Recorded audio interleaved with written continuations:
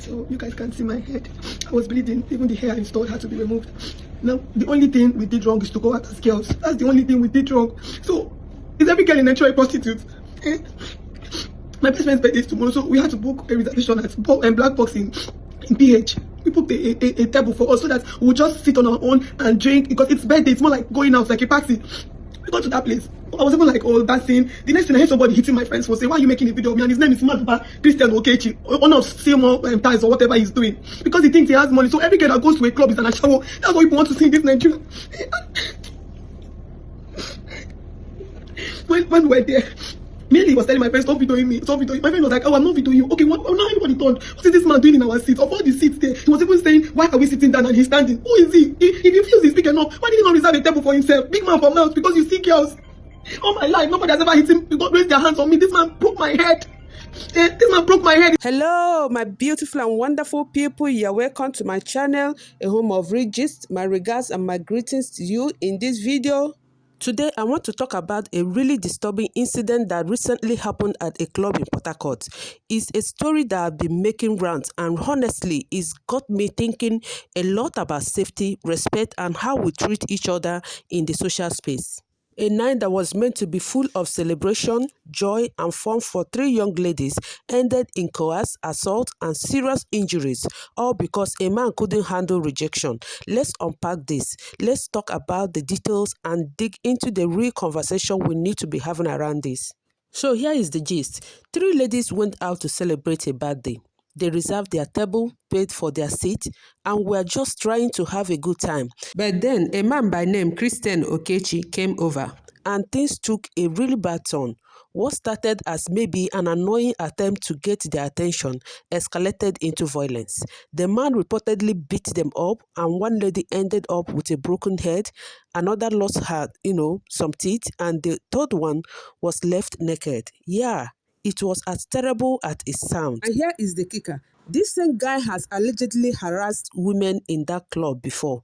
So what went wrong? How did things escalate so badly? And what does this tell us about safety in nightlife, space? Stick around, because we are going to unpack this story, talk about the bigger issues behind it, and maybe even discuss what can be done to prevent something like this from happening again. All right, let's set a scene. Imagine you are one of these ladies. It's a special day, a birthday celebration. You have booked a table, you are with your friends, and you are ready to enjoy the night. The atmosphere is probably lively, music playing, people are dancing, and you are just there to have fun. Now, out of nowhere, a man approaches your table. Maybe he's trying to flirt, or maybe he's just want to sit around.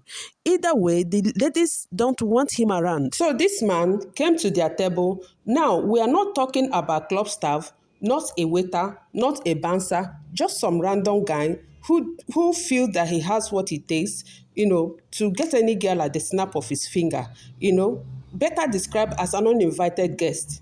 Now decided to impose himself on their space. From what we gathered, it seemed he was trying to make some advances, maybe chatting them up, maybe, being flirty, maybe just trying to vibe. But one thing is clear, the ladies were not interested. Now, instead of taking that rejection in stride like a normal and responsible adult, this guy completely flipped. So as one of them was videoing and taking photos of their groove, reports said that he started beating them up. Yes, physically assaulting them. This wasn't just verbal abuse or, pushing, shoving, or that kind of a thing. He broke one lady's head, knocked out another's teeth, and even went as far as stripping one of them naked right there in the club. Like, how mad can someone be? Imagine the trauma, imagine the shame, imagine the pain of going out to enjoy yourself only to leave the club bruised, bleeding and embarrassed. All because some man thought he has a right to your body, your space, and your attention. And here is the worst part. This wasn't the first time this man has caused trouble at this club. Report has it that people who knew the club or who have been there before have come forward to say this man has a history. Apparently, this same guy has allegedly harassed women at the club in the past, but somehow he kept coming back, which begs the question, what is the management doing? How can a club that's supposed to be a safe place for fun, dancing and mingling keep letting someone with such violent behavior inside? We've seen, like, we've had a lot of comments now. People are coming out to speak up against this man. And this is the same thing he has done to people in that same black box. I'm with my friends. My friends are coming to make a video, so you will see their their states to know how they are now. So guys, please, we are calling on all human rights activists, because this is getting out of hand. Like, I can't even speak very well. I can't. Look at what these people did to me. They removed my front seat. Like, it's not funny at all. It's not funny. We didn't do anything wrong. Like, nothing. Is it wrong for women to decline men these days? It's not wrong in any way. So why is this happening? They need to get those men. They need to get them. They need to pay, and they need to stop all these things. They really. And the question I'm asking here is, where were the bouncers when all these things happened? Where was the club security? Did no one try to stop this man? Did they just stand there watching, maybe videoing? Or did they only act after the damage has been done? If the report of previous harassment are true, then it means someone somewhere in the club management failed to act in the past, and now the women are paying the price. This also exposes a larger issue: how nightlife spaces in Nigeria and even globally often fail to protect women.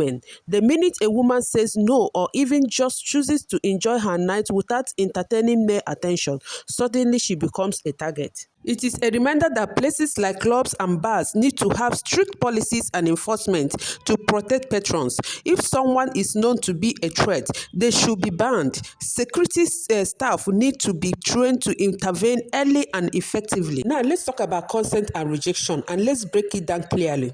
Rejection is not violence. A woman has every right to say no, to ignore, to wave off a man's advances. She does not owe you a conversation. She does not owe you her smile. She definitely doesn't owe you her time, her attention, or her company. This toxic culture of male entitlement, where some men feel like they must, be responded to, obeyed, or even worshipped, is the root of this madness. We need to start teaching boys and men from early on that rejection is part of life, and how you respond to it determines the kind of man you are. Not with fists, not with rage, and definitely not with violence. These women went out to celebrate a joyous occasion and ended up traumatized and injured. Physical injuries like broken bones and loss of teeth are serious, but the psychological impact is often even worse.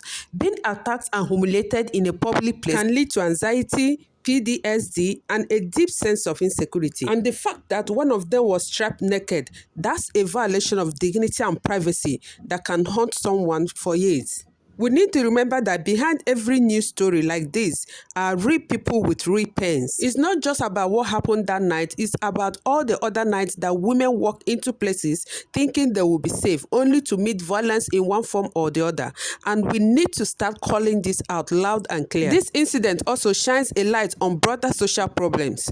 Violence against women, harassment, and lack of accountability are unfortunately common in many places. Why do some men feel entitled to harass or assault women? Why do some venues fail to protect their customers? And why do some victims often feel they cannot speak out or get justice? We need to talk about culture, education, and law enforcement. Teaching respect and consent from a young age is crucial. Clubs and public places must have zero tolerance for harassment, and legal systems need to ensure that perpetrators face consequences. So what can we do to prevent incidences like this?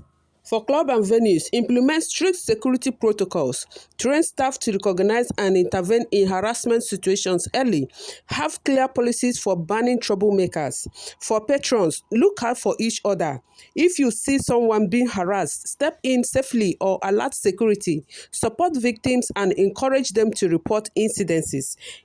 For society, promote education about respect and consent. Encourage open conversation about violence and harassment. Support organizations that help victims. For authorities, enforce laws against assault and harassment vigorously. Ensure victims have access to justice and support services.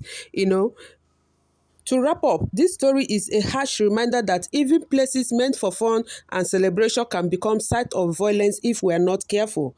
We all have a role to play, whether as an individual, business owner, or members of the society, to create a safer environment. I hope this commentary has shed some light on the incident and sparked some thought about how we can work together to prevent such tragedies. If you or someone you know has experienced harassment or violence, please reach out to the local support services. You are not alone. Okay, let me know in the comment section, should the man be arrested if he has not been arrested yet? Okay, let me know in the comment section, should the man be arrested to face the full weight of law if he has not been arrested yet? Should the club be investigated, for allowing this to happen after the pyro complaint? Also, let me know if the club need to give a public statement, to let us know how they will prevent future occurrences, Okay, my people, this is the much we take on this. Thank you so much for hanging out with me. And as we come to the end of this video, kindly subscribe to my channel, like, share, and leave your comment in the comment section. I will see you in my next video. But before then, don't forget to stay safe, remain kind, and mind your mental health. Bye, and remain blessed.